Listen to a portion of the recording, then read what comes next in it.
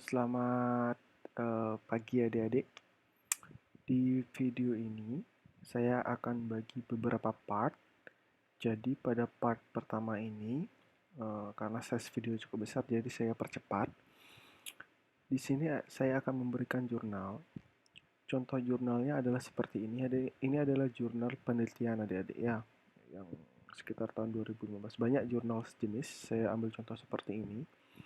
Jadi dalam jurnal ini peneliti ingin mengukur atau ingin mengetahui persepsi masyarakat terhadap pengembangan kawasan Gua Peteng sebagai daya tarik wisata. Ya, ini di kawasan Badung. Ini diteliti oleh mahasiswa S1 Destinasi Pariwisata. Nah, mungkin adik-adik secara garis besarnya, mungkin latar belakangnya pada dasarnya adalah bagaimana atau ingin mengetahui, ingin mengukur persepsi masyarakat dan wisatawan terkait dengan pengembangan dari kawasan Gua Peteng itu sendiri. Nah, peneliti dalam hal ini tentunya menggunakan langkah-langkah metodologi ilmiah atau metodologi penelitian ya. Dalam hal ini menentukan lokasi, terus ruang lingkup. Ruang lingkup di sini artinya apa yang akan diukur, terutama untuk persepsinya. Jadi ini berdasarkan teori-teori atau teoritis pembelajaran yang dari buku, dari sumber-sumber tertentu, dan juga literatur-literatur atau jurnal-jurnal penelitian. Nah, ini lebih dalam akan dibahas di semester 7, 6 atau 7 mungkin di metodologi penelitian. Nah, kita sudah pernah membahas tentang metode pengumpulan data. Jadi di dalam hal ini tentu yang dijadikan sampel atau populasi adalah masyarakat dan wisatawan. Ya, karena dia ingin mengetahui persepsi masyarakat dan wisatawan, maka yang dijadikan populasi dalam hal ini adalah tentunya masyarakat yang terdapat di wilayah objek wisata tersebut dan wisatawan yang berkunjung ke objek wisata tersebut. Nah, untuk sampelnya sendiri di sini tidak dijelaskan metode pengambilan sampelnya, namun teknik pengambilan sampelnya adalah secara accidental sampling. Ya, accidental sampling itu biasanya siapapun yang dijumpai, baik itu masyarakat atau wisatawan yang sedang berkunjung atau berada di kawasan wisata Gua Peteng, itu dapat digunakan sebagai sampel. Tentunya yang berkunjung atau masyarakat yang terlibat. Nah, dengan jumlah masyarakat atau wisatawan yang sangat besar, tentunya jumlah sampel dapat diminimalisir dengan mewakili jumlah populasi dengan teknik pengumpulan sampel tertentu. Mungkin ini sudah saya jelaskan sebelumnya menggunakan teknik Slovin misalnya. Ya, dan teknik analisis datanya itu salah satunya analisis deskriptif kuantitatif di sini ada ya. Di sini tidak saya bahas wawancara. Nah, kuesioner ini adalah alat ukurnya ya. Tentu kalau ada ingin mengukur bagaimana pandangan atau persepsi masyarakat, di sini menggunakan alat ukur berupa kuesioner. Ya, contohnya kuesioner itu ada berisi pernyataan atau pertanyaan. Bagaimanakah jika ini, apakah Anda setuju dengan ini gitu? Setuju, tidak setuju. Nah, skala Likert ini sudah adik-adik tentunya baca di slide PowerPoint yang saya berikan. Ya, yang ini. Ini merupakan jenis skala Likert adik-adik ya. Jadi skala jawabannya sangat setuju, sangat tidak suka, atau kurang setuju, atau kurang suka, kurang bagus. Nah, ini ada nilainya. Kalau dia menjawab sangat tidak setuju, berarti nilai 1. Kalau dia menjawab setuju, berarti nilai 4. Kalau dia menjawab sangat setuju, berarti nilainya 5. Seperti itu. Ini ada di Sugiono. Buku Sugiono tentang riset-riset pariwisata atau Sugiono yang lama juga ada. Ya, dan itu disebut juga dengan skala Likert adik-adik, ya, atau skala peringkat. Nah, itu.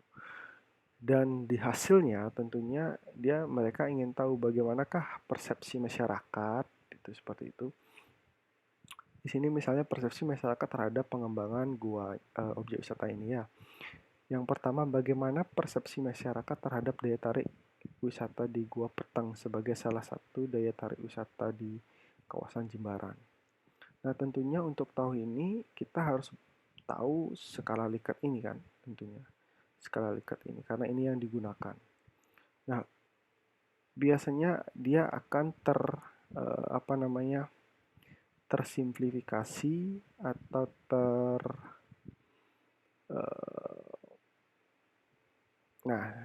tersimplifikasi seperti ini.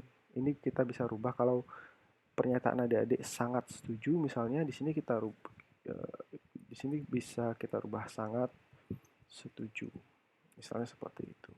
Ini misalnya setuju,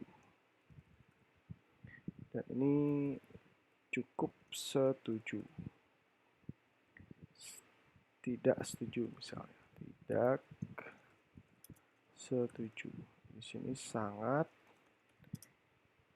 tidak setuju. Nah, bagaimana kita tahu dia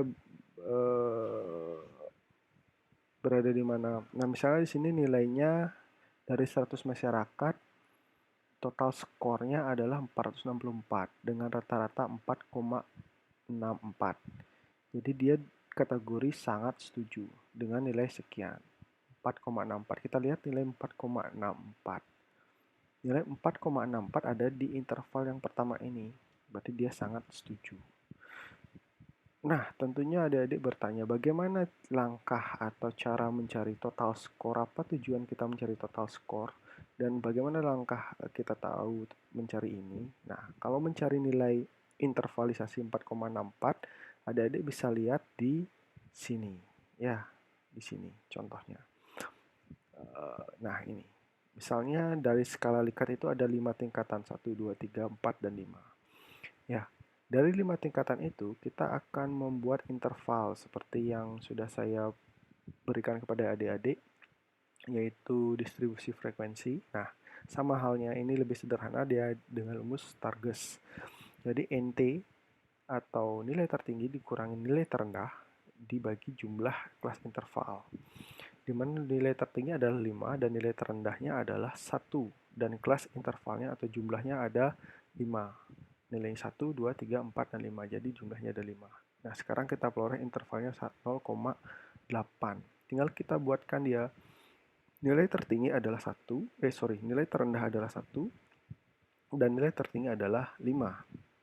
Kita tambahkan aja dengan 0,80. Jadi 1 ditambah 0,80 sama dengan 1,80.